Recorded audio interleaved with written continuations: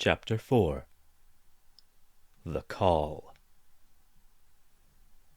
A sound cut through the thrumming forest night, and Kendra opened her eyes. For a time, she wasn't sure that she was awake at all. She could not seem to remember having found her hammock, and the sound seemed to reach out of some dark and tangled dream she could only recall as smudges on her mind. Running, cold, bloody knees, and a tearing hurt. She heard it again. Somewhere, a child wailed. Kendra looked around sharply, blinking the sleep from her eyes. It was faint, and passed in and out of her hearing, but it was there. She moved quickly, bashed her toe into a wall, cursed, and kept moving, narrowly avoiding bumping another hammock across the way. All but falling out of her wagon as she pulled on her boots, she crashed onto the forest floor of dead, rustling leaves.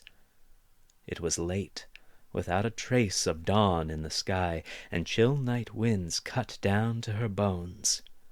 Other forests might have caught some of the day's warmth beneath their boughs, but not here. The light of the fire was all but gone, a bare flickering some ways off. Kendra turned, squinting, and tried to make out shapes among the trees. It was useless. All around, branches shook and swayed, animated by the piercing wind. Half stumbling, she made her way to the fire, where she knew a few sober watchers kept vigil through the night. A balding veteran to the trek, and a girl half her age but vastly more experienced, sat around a small table near the low flames and embers, cards between them. The words fell out of her mouth in a blur as the two regarded her with disinterest. "These woods are full of funny noises, Greenhorn," replied the senior of them, forced patience carrying clearly in his voice. "You probably just dreamt it. Go back to sleep." He had turned his attention back to his game before he was done speaking. Kendra's face twisted in a nervous grimace. "I was sure I heard something," she insisted. The girl was watching her with a superior smirk, but Kendra pressed on. "If we could just take a lantern and look around Her proposition sputtered out beneath the contemptuous gazes. "Even if you heard something," the man said in the tones of teacher to dull pupil, "you don't go out there. Nothing out there is any concern of yours." The man flexed his hand of cards in clear dismissal. "Don't bother us again about something like this. Go to sleep, girl." "If there's a chance there's a lost child out there, we can't ignore it," she sputtered with her last vestige of righteous indignation. "Aw, she's going to protect the little children," the girl sang. "What a hero!" The balding man snorted. "If you're right, and there's a child out there in the witchwood tonight, Greenhorn, I promise that you don't want to meet it. Now, get out of here, or Moira will hear of you running around after lights out." Face burning, Kendra slumped away from the quiet snickering, arms crossed tightly over her chest. It was possible that it was all just a dream, she admitted. Since she'd left home, often she slept poorly, given to fits of tossing and turning. Her bunkmates had been all too happy to inform her of her nighttime mutterings. A sour taste spread in her mouth as Moira's words leapt unbidden back into her mind. Weak. Foolish. She squatted against a mossy tree, letting the chill air bathe her burning face. To think she had left home that she might no longer be a burden, she reflected bitterly. Apparently not.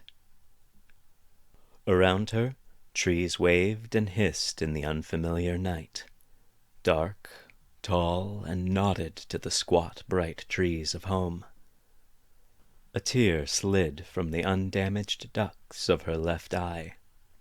When she'd set out, it had eased her mind that for all comforts of home lost, it would also be a fresh start. She could do better, be better. Yet here, under this foreign canopy, she was making all the same mistakes. The same faces haunted her. Not for the first time, the shameful thought called from behind a closet door in the back of her mind. Why do I have to remember her face? On the eerie song of the wind, she heard it again, clear and sharp, a forlorn cry. She was on her feet again. She was walking forwards, walking towards the sound. She was picking up speed. It occurred to her with a pang of relief that there would be no rescue party if she did not return. Boris had said as much. To be that kind of burden would have been more than she could bear. The echoes of his warning rang in her ears, but they could not drown out that sound. Someone out there, lost and alone. She could no more stop now than she could choose not to breathe. "Sorry," she whispered, and she began to run. It was pitch black, the soft light of stars and moon locked out of the prison of the canopy. Kendra slung herself between the phantom trees like a hunted fox, grasping desperately, hot gasps fogging around her face. The ground was rough and uneven, and she stumbled and slipped, gait undulating wildly. An errant branch lashed against her cheek, and she felt a splash of something dripping against her skin. In the corner of her mind that could worry over such trivialities, she hoped it was dew and not blood. Her gut burned as her eyes raked the darkness, ears turned to the churning forest night. In her time in the witch woods, there was always something moving unseen in the underbrush, always sounds of pulsating aliveness. Skin electrified, hair on end, every nerve in her on fire, the deeply empty sighing of the trees was near enough to shake her from her revelry. As that immense aloneness settled in around her, a root caught her ankle. She was careening, uncomprehending through the night, senses revealing nothing but a flutter in her stomach. She found herself detached, a dreamlike veneer of unreality hanging over the moment as she soared, mad and feral. She felt as if suspended there for a very long time, before her flailing weight brought her crashing into a ditch. Pain shot through her, and she might have screamed if the solid earth had not knocked the wind from her. Lying splayed, limbs spread painfully and awkwardly, she could no longer hold that sense of bestial grace cutting through the trees. She was a girl again, soft and bruised in a thorny hole. The story of Lyra flickered feverishly in her mind. This was a forest that ate little girls, that held horrors deadly not just for her but everyone around her. What was she doing here? This was madness. Reasoned, measured fear swept into her, and she began to hastily collect her aching limbs to flee, when she saw it. A few slim rays of moonlight passed through an opening in the ancient boughs, illuminating a shining, shadow-dappled figure. A shock of pitch hair, visible only for its slick sheen in the moonlight, sat atop the hunched form. That alabaster skin was pulled gauntly over the ribs, frame painfully thin. The figure crouched in the dirt, gaze locked downwards, and as she watched, she could see it was shaking with the wind, trembling as if it might come apart. It held mirror to a memory, a stately woman in a nightgown of immaculate white, bowed in darkness and rocking in fevered prayer in the ashes of the manor. Angular and alien, the figure held her transfixed at the edge of the clearing. A deep creaking rose with the wind through the trees, but as it fell, Kendra heard the dragging wail that had risen beneath it. It was like a throat that had never known water, shaking and breaking, rasping like a veil of sand. Its sheer inhumanity almost set her to run, but as she tried once more to go, it resolved into a sound she knew. An agonized sob from a broken body, the sound that came sometimes from Thomas's wagon when he thought no one was around to hear. The figure wept. As her gut screamed for her to run, she found herself rooted to the spot with a new fear. She knew that Lyra had seen what she wanted to see. The garden held traps for the soft-hearted and the gullible. Things that looked like helpless children or hurt travelers. Things with claws and teeth like knives that would never let go once they drew you near. The fear that held her now, though, was a different one. The horror that gripped her most tightly of all was for herself, that she might be able to leave, to give up without having tried to help. Her hand shook as she reached out. An inch from the bare shoulder, in a movement faster than her vision could track, the head turned, and utterly black eyes flashed. Lurching back, she fell, arms flailing.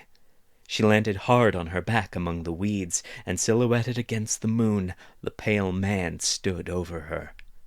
He was entirely naked, legs gangly and awkward under him, his arms unnaturally long. Still shaking, he locked those radiantly dark eyes with hers, and she could not breathe as abject terror filled her. The terrible moment of silence stretched out for what seemed a very long time.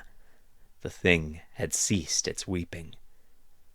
Then, the slightest of sighs, and it fell upon her. Kendra screamed, hands outstretched, eyes closed. Empty seconds passed as she lay frozen in horror. The impact had been light. She could feel the weight on her as the cruel, gnashing teeth she had fully expected to tear away her life did not come. A hot wetness was forming at her throat. Tentatively, she opened her eyes. In a crumpled heap, the spindly man lay sprawled over her. He was smaller than she had thought from the ground, shorter than her, she realized, and lighter than even that might have suggested. His head was in the crook of her neck, and he shook now worse than ever. Sobs heaved through his frail form, sounds now unmistakable, and the scarf at her neck was growing noticeably damp. Mouth agape, Kendra lowered her hands from where they had been raised rigid to block the oncoming blow. He had been so thin as to fall between them and straight into her arms, his flesh painfully cold against hers from what must have been hours in the night wind. Eyes blinking her incomprehension, she put a hand to the crying boy's head and hesitantly patted it.